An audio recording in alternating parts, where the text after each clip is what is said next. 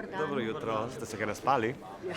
No, bravo, tudi itak. Kakšni so torej izkupički včerajšnje razprave? V resnici popolni, kar pomeni vse, kar je bilo predlagano strani komisije in tudi strani predsednika Mišela je bilo na koncu potrjeno. Bile so ustavljene neke varovalke v smislu mehčanja, dikcije, ampak to v ničemer ne spremeni, da je bil narejen velikanski korak naprej na vseh področjih, tako na teh bolj dolgoročnih ukrepih, kot tudi na teh, ki so v resnici namenjeni aktivaciji novih pravil na trgu takoj. Kateri so recimo, kaj iz teh ukrepov, ki ste včeraj sprejeli, je najbolj ključno za Slovenijo? Torej, včeraj se prvič po dolgem času, po dolgi razpravi potrdila princip cenovne kapice. To je ena od stvari, ki se je tudi v medijih dostikrat omenjala. Bilo je nekaj skepse, ali to bo ali ne bo, in včeraj smo to potrdili. V prvi fazi gre za cenovno kapico na plinskih trgih, medtem ko se bo vpeljava španskega modela za kapico na trgu električne energije, zdaj še nekoliko preučevala, ampak v resnici bomo počakali, ali deluje kapica na plinu dovolj dobro in intervencija na električnem trgu ni potrebna, če se bo pa pokazalo, da je, bo pa španski model najverjetneje tudi dobil zeleno luč. Ko smo včeraj lahko slišali, pa tudi razumeli predsednika Mišela na tiskovni konferenci, so še vedno neki dvomi, da bi to dejansko bilo uresničeno, ne, ta del, o katerem ste zdaj govorili. Vsak človek lahko dvomi v življenju, ampak ne, gledajte, prvič se je zgodilo, da je kapica dobila dejansko zeleno luč. Do sedaj tega ni bilo. In ta korak, čeprav simboličen, je zelo pomemben, ker kaže kaj? Kaže, da je bilo prvič doseženo soglasje, da gre Evropa enotno v regulacijo cen zemeljskega plina.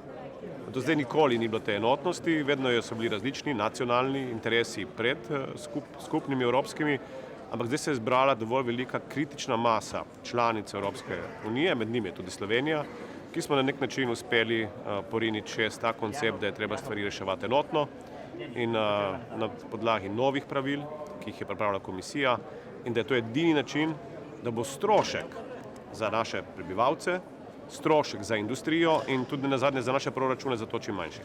A lahko sam še res konkretno pojasnite, kdaj bodo učinki ukrepov, ki ste jih včeraj sprejeli, kdaj jih bodo občutili porabniki, tako industrijski kot mali porabniki? Glejte, prvi učinki so že danes na trgih, cene so začele ponovno padati.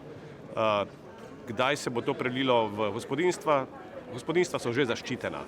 V resnici gospodinjstva imajo od 1. septembra v Sloveniji regulirano ceno za naslednjih, mislim, da 16 mesecev.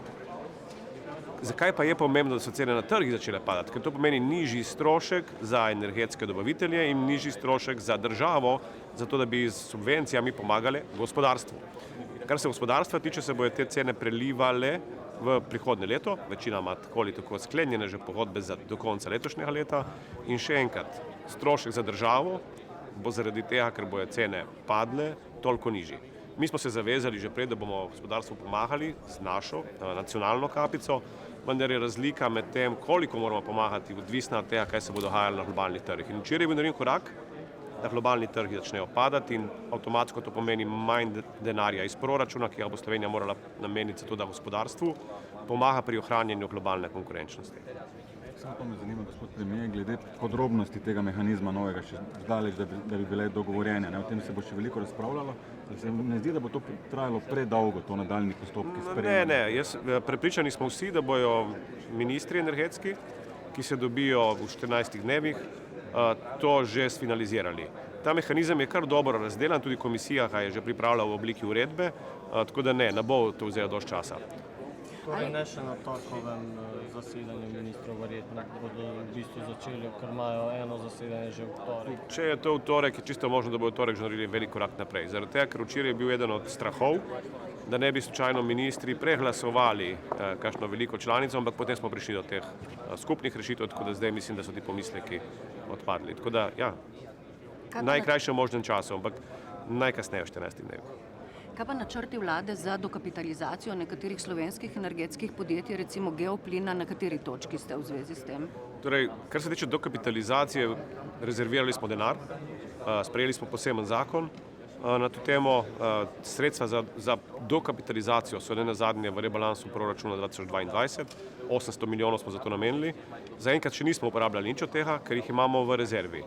Kar se tiče konkretno Geoplina, Petrol kot lastnik Geoplina nas je obvestil sam pred par tedni, da je Geoplin zna zaiti v likvidnostne težave in je zato sprožil razgovore o morebitni dokapitalizaciji, po domače reševanju strani države.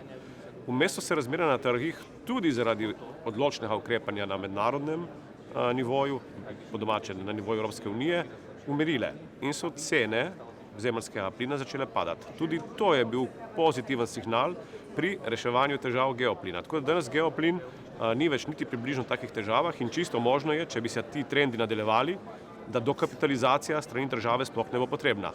In smo spet pri tem, kaj pomenijo ti ukrepi, ki jih sprejemamo v Bruslju za proračun države.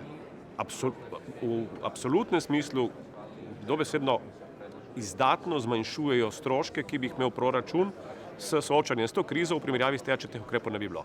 Samo še to, je lahko še katero drugo slovensko energetsko podjetje v težavah, recimo GEN-I? Ne. Dokapitalizacija bo namenjena primarno proizvajalcev, če bo potrebna, zato ker želimo na enem mestu med združeno čim več teh strateških energetskih investicij. Naprimer, če se bomo odločali kot država, da gremo v strateško investicijo za dolgoročnega zakupa plina preko recimo skupne platforme, ki je bila včeraj sprejeta, potem tega ne moramo prepustiti nekemu privatnemu trgovcu in tega zagotovo ne bomo, ampak bomo to počeli preko podjetja, ki je 100% v državni lasti. Sam še to, danes je bila včeraj eden osnovnih temeljev tega paketa je solidarnost. Slovenija se trudi podpisati te sporazume z Avstrijo in Hrvaško, ves čas nam govorite, da zadeve tečejo, kako daleč je to? Vse zadeve dejansko tečejo, še posebej s Hrvaško, sporazum je usklajen, pripravljen, v bistvu čakamo, da nas Zagreb pošlje, verjetno ga bojo poslali, ko bo njim pašalo, ampak to ni nič novega. Čeprav je včeraj premijer Plenković na sami seji napovedal, da bo v kratkem to poslal. Bolj pomembno kot to je, da teh sporazumov v celi Evropi bi moralo biti 42, podpisanih je 6, ko smo ugotavljali, eden od teh je naš, tako da nismo tako slabi v primerjavi z ostalimi, ampak najbolj pomembno je, da smo potrdili tudi princip, po katerem je solidarnost po novem avtomatska. Ker mi ne rabimo več podpisovati sporazuma z Avstrijo, da bi solidarnost bila obveza tudi Avstrijcev, ne samo nas. Samo glede Bosne in Hercegovine še, kakšno bo vaše sporočilo danes za omizjem? Sporočilo, ta tema sicer ni na dnevnem redu, verjamem, da jo bojo nekatere članice, tudi mi mogoče odprli oziroma podprli Bosno, prvič komisijo v njenem poročilu in potem tudi Bosno pri tem, da status pridobi. Tukaj se ni nič spremenilo, kar se Slovenije tiče.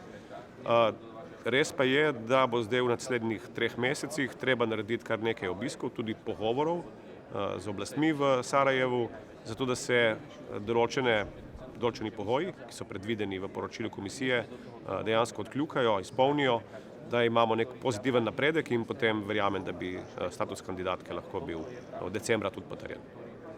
Hvala. Hvala lepa. Se vidimo.